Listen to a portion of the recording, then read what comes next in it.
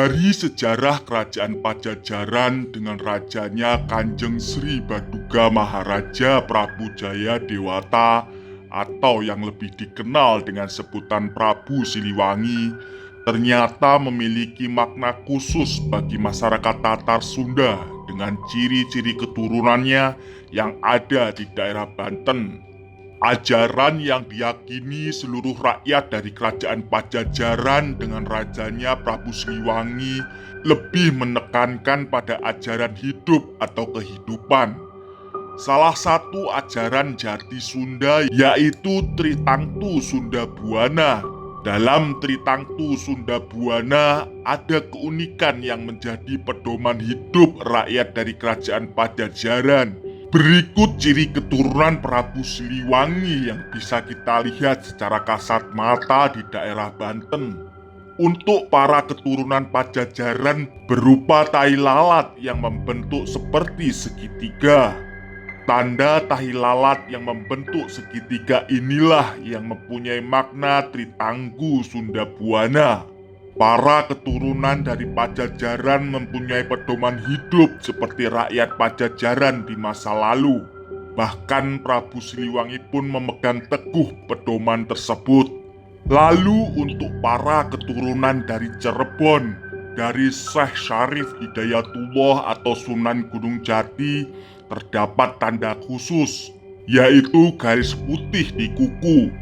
Selain tanda Tritanggu Sunda Buana, terdapat tanda garis putih lurus yang terdapat pada kuku jari tangan atau kaki.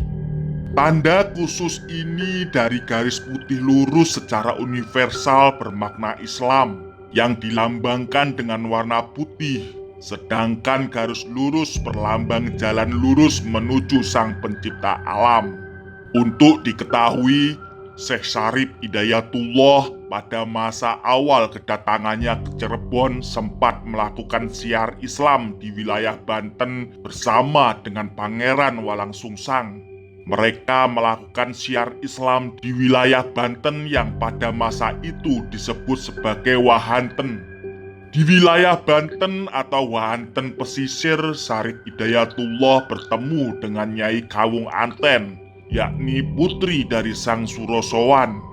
Keduanya kemudian menikah dan dikaruniai 2 orang anak, yaitu Ratu Winaon yang lahir pada 1477 Masehi dan Pangeran Maulana Hasanuddin, pendiri Kesultanan Banten yang berkuasa pada 1552 hingga 1570 Masehi.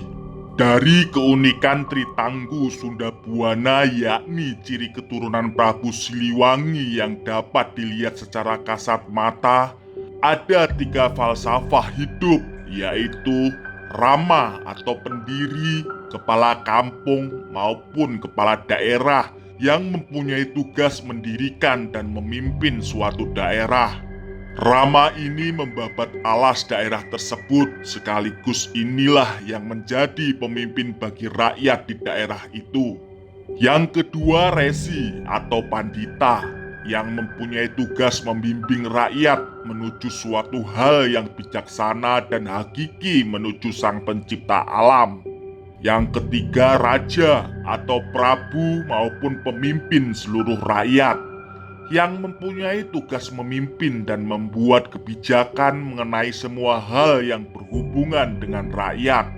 Dari ketiga falsafah hidup rakyat Pajajaran ini dapat diterapkan oleh para keturunan Pajajaran saat ini, yaitu di daerah Cirebon, Banten, Sumedang Larang, Galuh yang saat ini daerah Ciamis dan sekitarnya, Sukabumi, Caringin, dan Majalengka serta berbagai wilayah lainnya yang masih terdapat trah dari Pajajaran.